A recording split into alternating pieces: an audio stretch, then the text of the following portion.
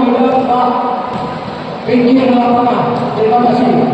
Dan juga selamat datang kembali kita ucapkan kepada tim volleyball Wanti Lura Kabupaten Pinggir yang memakai kostum kebesarannya kuning, celana hijau atau biru yang dituliskan dengan sebenarnya yaitu Prodika Purwawa yang dituliskan yaitu Dimas Saputra Bupati Lapani yaitu dari Jakarta. Yang juga kita lihat para pemain kedua tim pada malam ini mereka tak berada yaitu di tengah-tengah arena lapangan pertandingan mereka lagi sedang melakukan warming up ataupun pemanasan untuk melakukan pasang-pasang ya sebelum pertandingan dimulai.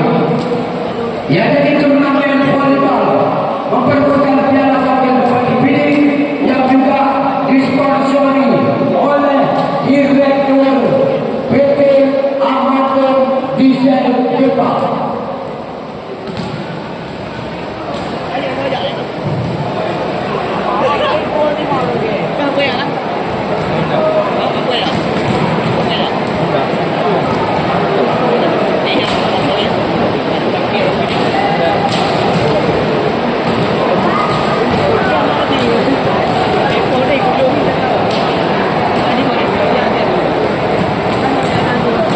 Yang di depan sambil kita menunggu jalannya pertandingan di sini saya baca dulu nama pemain.